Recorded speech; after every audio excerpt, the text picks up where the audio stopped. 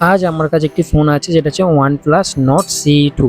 এই ফোনটার এর আগে একটা ভিডিও দিয়েছিলাম যেটাতে এটার সমস্যা এসেছিল ব্যাক প্যানেলটা আর হচ্ছে ভলিউম বটন আর পাওয়ার বটন তিনটেতেই সমস্যা ছিল। তো সেই সময় ব্যাক প্যানেলটা না পাওয়ার কারণে বাদবাকি সমস্যাটা সমাধান করেছিলাম পুরোনো ভিডিওতে। আজকে দেখাবো ব্যাক প্যানেল পরিবর্তন আর সুইচের যে সমস্যাগুলো ছিল সেগুলোকে পুরোপুরি সমাধান করব। তো ভিডিওটা তোমরা শেষ পর্যন্ত দেখতে থাকো।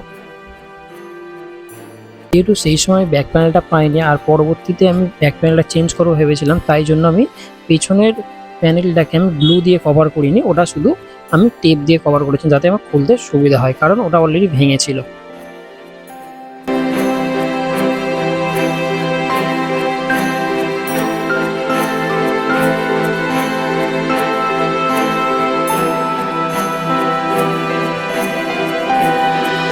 গত আগের ভিডিওতে আমি ভলিউম ফ্লেক্সটা চেঞ্জ করেছিলাম কিন্তু ভলিউম আউটারগুলো চেঞ্জ করিনি, যার জন্য সমস্যাটা পুরোপুরি সমাধান হয়নি। তো আজকে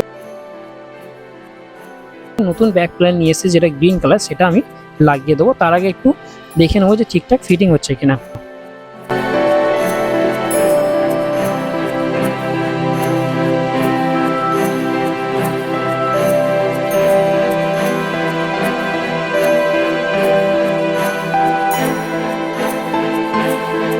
ব্যাক প্যানেলটা ফিটিং হচ্ছে সেটা দেখে নেওয়ার পরে এবার আমি ভলিউম আউটারটা চেঞ্জ করব। নতুন আউটার কিনে নিয়ে এসে আমি পুরোনো আউটারটাকে বাদ দিয়ে নতুন আউটারটাকে ফোনে লাগিয়ে দেবো।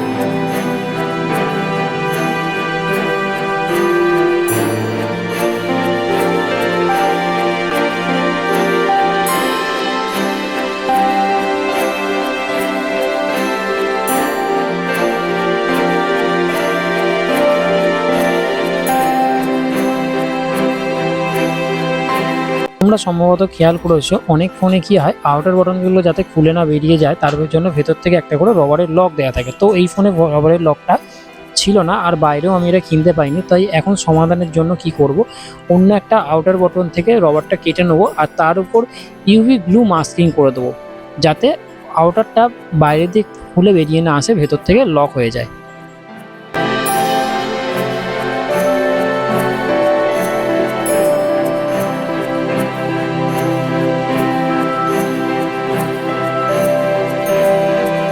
তোমরা এখানে দেখতে পাচ্ছ যে ইউভি গ্লু দিয়ে আমি জায়গাটা লক করে দিয়েছি রবারের সাথে, যাতে ইউভি বটনটা আউটার বটনটা বাইরে খুলে যাতে বেরিয়ে না আসতে পারে। এখানে আমি ইউভি লাইট দিয়ে ইউভি গ্লুটাকে আমি ভালো করে শক্ত হওয়ার জন্য ইউভি লাইট দিয়ে কিছুক্ষণের জন্য ছেড়ে দিলাম যাতে ইউভি গ্লুটা শক্ত হয়ে বসে যায়।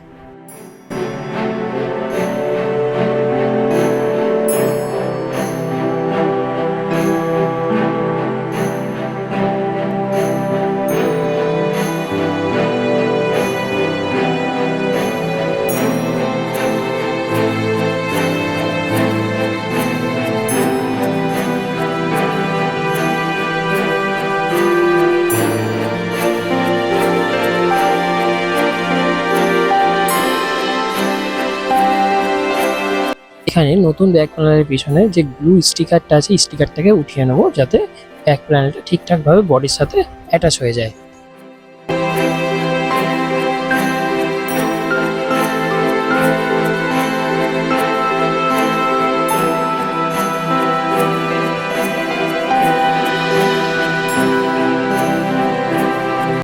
ব্যাক প্যানেলটা যাতে আরও মজবুতভাবে বসে যায় তার জন্য আমি একটুখানি যে পেস্টিং গ্লুটা চার সাইড দিয়ে অল্প অল্প করে দিয়ে দেবো।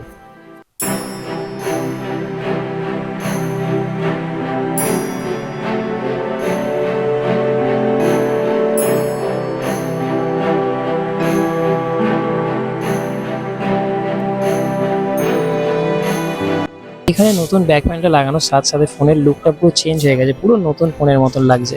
কোনো ফোনে এরকম ব্যাক প্যানেল চেঞ্জ করলে ফোনের লুকটা সম্পূর্ণভাবে চেঞ্জ হয়ে যায়। তো এরপর আমি গার্ডার দিয়ে পিছনটা কভার করে দেবো যাতে গ্লুগুলো কিছুক্ষণের মধ্যে ওটা ব্যাক প্যানেলের সাথে বসে যায়।